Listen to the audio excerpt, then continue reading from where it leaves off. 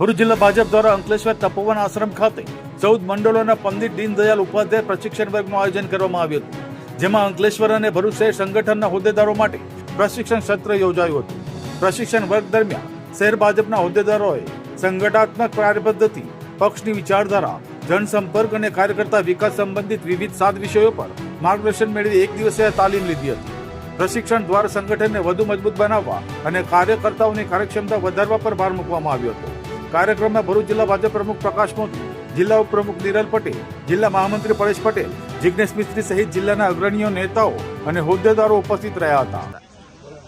પંડિત દીનદયાળ ઉપાધ્યાય કાર્યકર્તા પ્રશિક્ષણ વર્ગ 2026 ભારતીય જનતા પાર્ટી એના કાર્યકર્તાઓ માટે દર 3 વર્ષે આવા પ્રશિક્ષણ વર્ગ યોજે છે અને આજે સમગ્ર ભારતભરમાં આવા પ્રશિક્ષણ વર્ગો ચાલી રહ્યા છે। ભરૂચ જિલ્લામાં પણ તારીખ 23થી અહીં અંકલેશ્વર મુકામે તપોવન આશ્રમમાં આ પ્રશિક્ષણ વર્ગ ચાલી રહ્યા છે।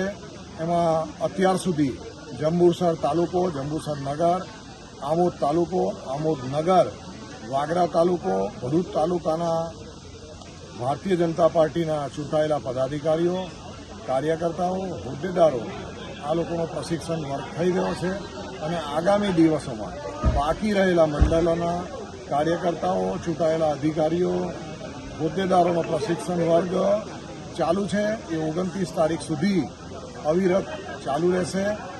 આ તપોવન આશ્રમ એટલે નર્મદાના કાંઠે છે, સુંદર જગ્યા અને એક પવિત્ર વાતાવરણમાં આ કાર્યકર્તા પ્રશિક્ષણ વર્ગમાં સૌ કાર્યકર્તાઓ આવી અને અલગ અલગ 7 વિષયોના સંદર્ભમાં આ લોકોને પ્રશિક્ષણ આપવામાં આવે છે અને આ પ્રશિક્ષણ મેળવી અને કાર્યકર્તાઓ પોતાને આગામી દિવસોમાં અથવા એમને પોતાની કારકિર્દીમાં કઈ રીતે વર્તવું, what to do and not to do, અને એ ઉપરાંત ભાજપનો ઇતિહાસ, કાર્યકર્તાની કાર્ય કરવાની પદ્ધતિ, સંગઠનની રૂપરેખા, સંગઠનની રચના, આવા અનેક વિષયો લઈને આ પ્રશિક્ષણ વર્ગ યોજાઈ રહ્યો છે।